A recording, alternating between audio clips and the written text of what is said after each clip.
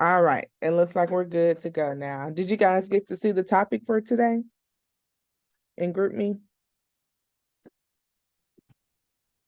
All right, so we're going to start off with just giving you some information, and then the last 15 minutes, you can ask me any questions regarding that or just any questions regarding nutrition in general. So today, we are going to talk about the dangers of undereating. Y'all, when I check in with some of my clients and I'm asking them what they ate and they send me pictures, I'm seeing a very scarce plate. And I get, why we're doing it. Of course, we join the program because we want to lose weight, right? And so automatically we know that we have to be in some type of energy deficit in order to lose weight. But if our energy deficit is too great or too long, then this can actually cause weight gain. Okay.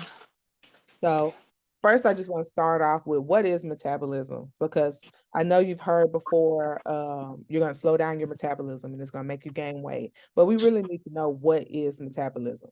So first, metabolism is a chemical process, okay? All living organisms have it, and what it is meant to do is to take the food that you eat and then turn it into energy so that the organism, which is you, and your cells can survive, can produce, can multiply, can stay healthy, right? So the metabolism, its job is really just to keep you healthy. It can care less if you want to lose weight. Just go put it out there. Your body wants to stay alive. So anytime it feels like that's in jeopardy, it's going to go through different processes that it feels that it's necessary to help keep you alive. Now, one of the ways that our body feels threatened with our survival is when we undereat. So that's the danger of it. When we undereat by too much, yes, we have to be in some calorie deficit, but when we undereat by too much, the body thinks that its survival is in jeopardy, and it will begin to do things to make sure that it stays alive. One of those things is it's going to start storing things as fat. Okay. So that could be the reason why, especially if you've been on this journey for a long time, you're working out, you're eating all the protein in the world, you're eating vegetables, you can cut everything, you got low fat everything, and we're still not seeing a weight loss, right? That could be because you've been under eating for too long. Okay. So let's talk about what are some signs of under eating. If you have mood imbalances, if you're feeling cranky, if you're tired a lot, if you're chilly, if you're cold, if you're always thinking about food, that's again another way that your body is trying to tell you to feed me. But if you're always thinking about food, if you have cravings, if you have brittle hair and brittle nails, um, and then also you will see that you will start to lose muscle mass, tissue, and then your metabolism will slow down. So now what does that mean? A slower metabolism. This means no matter what you do, if your metabolism is damaged, now no matter what you do, as you're working out and eating right and all this stuff, you're still not going to burn as much calories as you need to. Let's say that there's two people trying to lose weight. One has a faster metabolism, one has a sluggish and damaged metabolism. They're doing the same workout, they're eating the same foods, right? But the person with the faster metabolism will see changes in their body before the person with the slower metabolism. And that's because when your metabolism is damaged, it's going to start burning fewer calories. And if I'm burning fewer calories, what do we think happens to the rest of those calories? They're stored as fat. They're stored as fat. So I'm almost done. So how do we talk about fixing our metabolism? One, we got to make sure that we are eating enough. At the very basic, no one should be eating under 1,200 calories. Okay. I've seen quite a few people have 800, 900, 1,000 calories. No one should be eating under 1,200 calories unless you're like extremely small, like extremely small. But for the bare minimum, most of us should be eating at least 1,200 calories. As far as our calorie deficit, I encourage you to get on MyFitnessPal and just type in your current weight, how much you want to lose, and how quickly you want to lose it. And it will actually tell you how much calories you're supposed to have, how much protein you're supposed to have, how much carb, and how much fat, right? And so that way, when you're plugging in your food and you're seeing that you're nowhere near that number, then we know that we are damaging our metabolism. We don't want to be no more than a 500, maybe 700 calorie deficit. When we start seeing hundreds instead of thousands for our food, for our calorie intake, then that's a clear sign that we're under eating, we're going to damage our metabolism, and we're actually going to be hurting ourselves in our weight loss journey. Okay. So a few things that we can do to fix our metabolism is we got to start eating. We got to start prioritizing protein because protein helps build muscle. And the more muscle I have on my body, the more efficient my metabolism can be. Have to start doing resistance training, which is luckily what we do here at the gym. We got to make sure we're sleeping. Okay, we got to make sure we're getting adequate enough rest because sleeping also supports our metabolism. And this is also our body's time to heal. So if I'm not sleeping, I'm not giving my body the time that it needs to heal. Okay. And then just staying hydrated, getting some light movement in also can help with your metabolism because we spend most of our day doing physical activity versus exercise, right? What is physical activity? Like washing dishes, taking out the trash, checking your mailbox. So the more light activity I can do, the more physical activity I can do, this also helps supports my metabolism. All right, I'm gonna stop there. I gave us a little nugget about what metabolism is and why we gotta make sure it's regulated and why we shouldn't undereat. Do you have any questions? It can be about what I just discussed, or it can be also about other nutrition things. I know Maggie, you had a question about menstrual cycles.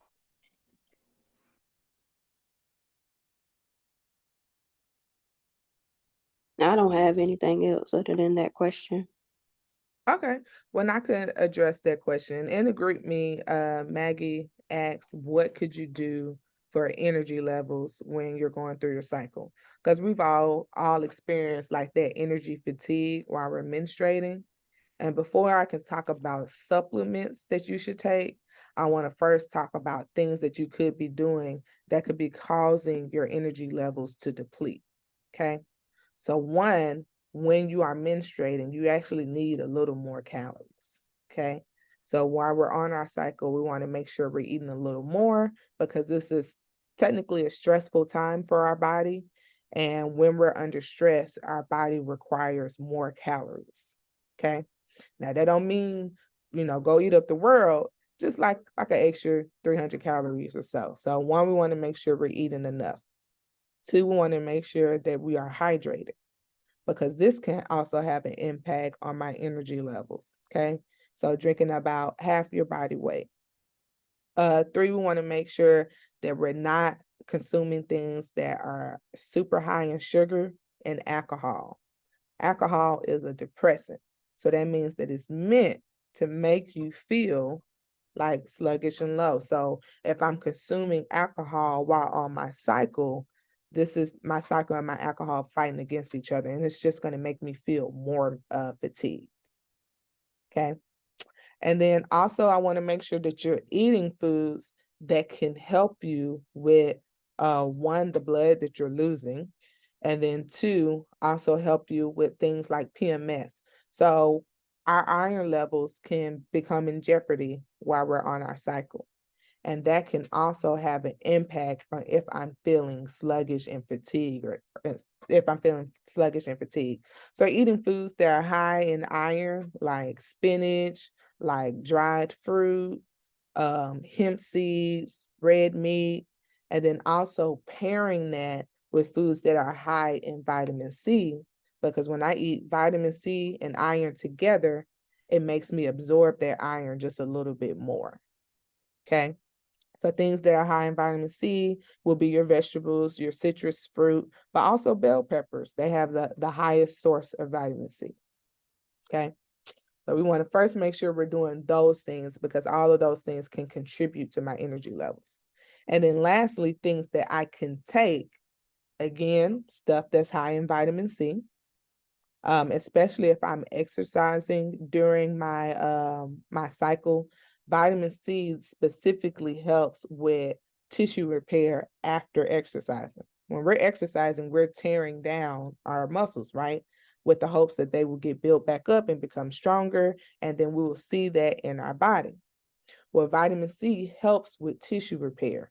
So if I'm taking things high in vitamin C or supplement, this is going to help me with my recovery from exercise. So you can take something that's high in vitamin C. I would talk to your doctor to see if you need an iron pill. I couldn't just tell you to take an iron pill because we got to see if you need that iron pill. But it's a common deficiency for Black women, and it's a common deficiency for people who are menstruating, especially if they have a heavy cycle. So talk to your doctor to see if you need an iron pill. And then I'll also consider taking vitamin D. And luckily it's hot right now, so we can go outside for that. And then the last thing is green tea. Green tea is perfect for when you are on your cycle. There's different types of green tea. You can have raspberry leaf tea, which is really more specific for people on their menstrual cycle, but green tea gives you energy. All right, y'all. We still got quite a bit of time left. We have any more questions about that subject, menstrual cycles, or about metabolism and things that can be hurt in our metabolism? That was very helpful. Good, good, good, good. Now, I would like to ask. Now, I'm a very picky eater, so Christian was saying that I need to eat more protein. So, with that being said, I purchased some protein shakes. I have these power flapjacks, with protein. Can you see it? It's blurry. I can't see it. You can take a picture of it though. Okay, yeah, it's the Kodiak Power Jack flapjacks, and they're protein packed. And my daughter is a vegan, so that's where I'm getting all my ideas of where I can, add some protein. And she also had me to get these. They're called Extreme Wellness High Fiber spinach and herbs. They're like the tortilla wraps, and I just cook whatever and I put them in here and eat them, so that I add more protein, to my diet. So, and I'm not a fan of chicken, and I know chicken is on the list for protein. Over half the stuff that they have on the list for proteins, I don't eat. So what's your question? Is your question So, I mean, is that enough protein supplements that I am trying to add into my diet? Gotcha. So you want to know if what you're currently doing is enough. Right. Okay. So first, this is a formula I want everybody to write down. Okay. Okay. Take your current weight and divide that by 2.2. Okay.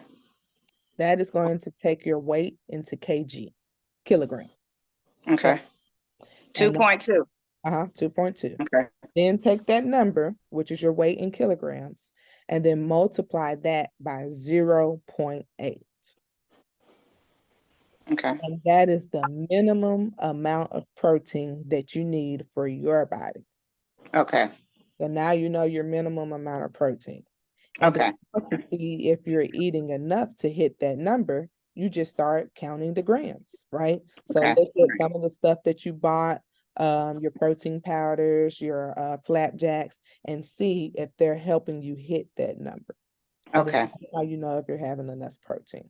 What was the second you said divided by 8.2? Multiplied by 0.8. So take your weight, and I put in the chat.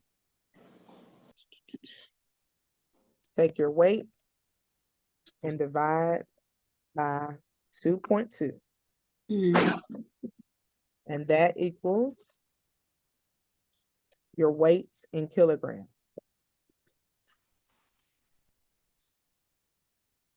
Then take your weight in kilograms Gotcha. and multiply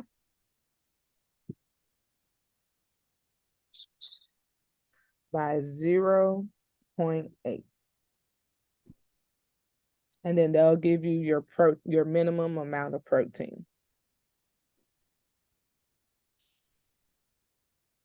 That was a good question. Any more questions? We got 10 more minutes, y'all. Yes, Evan. Mm-hmm. Okay, so I went shopping yesterday for the first time with the nutritional facts on my top of my list. I've never I just typically I would just go and get what I like, right? But everything that I typically would buy has tons of sugar, tons of sodium, tons of everything I'm not supposed to have. So I'm just like, where do I shop? Like everything that I like, everything that I like is a struggle. So I'm having to revamp my whole diet and figure out what products and what items I need to buy in order to stay on track with the no sugars and making sure it's not a ton of sodium and things like that. And so is there some type of cheat sheet or established with Sharika Fitness already, or is it something that you and Sharika could come up with and create so that it can make it easier? Because yesterday I found this bar drink and it only has 10 calories and absolutely 1 little gram of sugar with no added sugars. And so I don't know if that's a good thing or if that's a bad thing. I'm not really certain, but it seems like a good thing. So I'm not really sure of what to eat. I'm just lost, to be honest. Okay. So first, kudos for looking at your nutrition label. Okay. Before I was a trainer, I'm a teacher, so I'm a teacher at heart. I love to teach. And so to answer your question, is there some type of cheat sheet that we can create? We can definitely create some type of list with some stuff on there. However, there's no way that we're going to be able to create an exhaustive list, right? It just wouldn't be feasible. So you may not like my response, but what we have to learn to be is people that read nutrition labels. That has to be a part of our lifestyle. So what I will encourage you to do is to keep looking at it. And then also, as far as tips to help you understand if the product that you're purchasing is good for you, we can talk about that. Okay. So, Yeah. So if something is 5% or 5% or lower, that's considered low, right? And that's a good thing. But we want certain things to be low. For example, we wouldn't want fiber to be low. We want that. We wouldn't want protein to be low. We want that to be high. But added sugar, sodium, cholesterol, trans fat, those are things we want to be low. To look out for. To look out for. So 5% and lower is considered low. Okay. 10 to 15% is considered acceptable-ish. And then when we're over 15% and we're hitting 20%, that is pretty much considered outrageous. So when you're purchasing things, look for things that are 5% or between that 10 to 15% range. Now you mentioned a drink and sugar. So one just off of the top of my head that I could recommend is Olipop. Olipop is a soda, but it's a prebiotic soda, which is really good because that means it has fiber in it. And it's also extremely low in sugar. And it also doesn't have a lot of artificial flavoring in it. Because what you can also notice is that some of those things that say that it's low in sugar and only 10 calories, when you look at the ingredient list, We see a whole bunch of food dyes. We see a whole bunch of words that we can't understand. So Mhm. Olipop is one that I would recommend. You can also just try carbonated water. Like if you're wanting a beverage, you can try kombucha. Kombucha is a tea that's also very high in prebiotics and probiotics. How do you spell that? Kombucha. uh, Yeah. Okay. Is it a C or a K? it's a K. Okay. But I'll type it in Group B once I find out how to spell it. Okay. No worries. No worries. I can figure it out. Kombucha is another good one. Let's see. And you can try fruit juice. I would prefer for you, if you want something sweet, to just drink fruit juice. Now, that doesn't mean that we can be drinking it all day, right? But if you want something sweet in replace of like Kool-Aid and soda, I would prefer for you to drink fruit juice and then limit it to 1 glass a day. But then even with that fruit juice, we want to look at the ingredients and make sure that it's fruit, right? And not something that they done made up. And then we also want to look at the added sugar.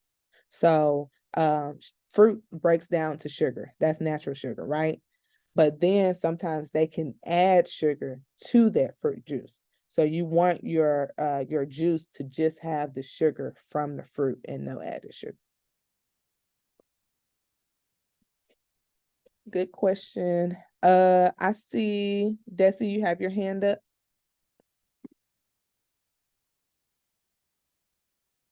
Yes. So I know she mentioned a type of wrap that she uses, but I like the other day in class, Miss Sharif was like she didn't want to cut bread out of our 30-day thing that we were doing. And I kind of like I don't eat white bread, but I eat wheat bread. Like with my avocado toast and stuff. I like that. So is that a good thing, or could it be switched out with something, or like how much should I consume? I ain't gonna lie, I love bread. So and wheat bread was the only way I could go. So what's the safest way to go? Wheat bread is good. The rule of thumb that I like to give people is if it's white, it could cause some sugar spikes, right? And it did not have a lot of nutrients in it. And then if it's brown, typically it has more fiber in it and it's going to regulate our sugar. So brown is good. So like brown rice, quinoa, whole wheat, whole grain, typically we want it to be brown. Now, I heard you say I like to eat a lot of bread. So bread is fine. Carbs are fine. Carbs are not our enemy. Carbs are needed, but we do have to make sure that we are eating the other macronutrients. Because if I'm only eating bread or if I'm only eating carbs and I never touch fat, I never touch protein, then that can have an impact on our weight loss as well. And That's a so good question. that formula that I put in the chat will let you know the minimum amount of protein. And as far as our fat go, fat should be about 30% of our diet, unless we have, diseases like high cholesterol, then it might be a little lower, and you'll have to talk to your doctor about that. But fat should represent 30% of our diet. And you said trans fat, cholesterol. What was the other two things that you said we don't want to eat a lot of? Well, we don't want a high percentage of? In the chat. Trans fat, we want that to be 0. Okay. As much as possible, trans fat needs to be 0. And then sodium, saturated fat, cholesterol, and sugar, we want that to be as low as possible. Okay. I'm putting it in my notes on my phone. 5% is considered low. 10 to 15% can be considered acceptable, but then you also have to keep in mind that nutrition is individualized, right? So if I struggle with eating too much sodium, even though 10 to 15% can be acceptable, I might need to be on the lower end. You know? If I struggle with diabetes, even though 10 to 15% could be considered acceptable, I might need to be on the well, really, we really want to be on the lower end with those nutrients. We want to get them in because they do have a function in our body. We do need sugar, we do need cholesterol, we do need fat, we do need sodium. It's the overabundance of it that we end up getting in trouble. All right, y'all. Y'all had a lot of questions. We're gonna do this every Friday. If you have more questions, I recommend putting them in a group chat. We're gonna alternate between myself and Christian. So put your questions in the group chat so we know what to discuss during this time. So we're gonna do it every Friday between 12 and 12:30. If you're my client, you can also just send me your question directly and in a My Accountability app, and I'll answer your questions then. But thank you guys. We won't take up any more of your time. This session is recorded, so if anybody came in late or wasn't able to just attend at all, this will be sent to you guys, probably via GroupMe. Okay. Thank you. Very informative. Okay. Ebony. I text you on the chat. We can talk. Okay. Okay. Everybody have a good Ebony. weekend. Bye, Yes, y'all. sir. Bye. Ebony, Yes. I don't know who's this talking. is me, Fryer, Marion Fryer. Hey. I think I took a picture of my weight and did it right. Would you check for me, please? Okay, you put it in the app? Yes, I think I Okay, did. I will. I sure will. Or I put it in the chat to you in there. I don't know what I'm doing. Okay, Yeah, you stay up. We're gonna end the call and then get right back on, and then I'll talk to you that way just to make sure you're using it correctly. okay, thank you. Okay.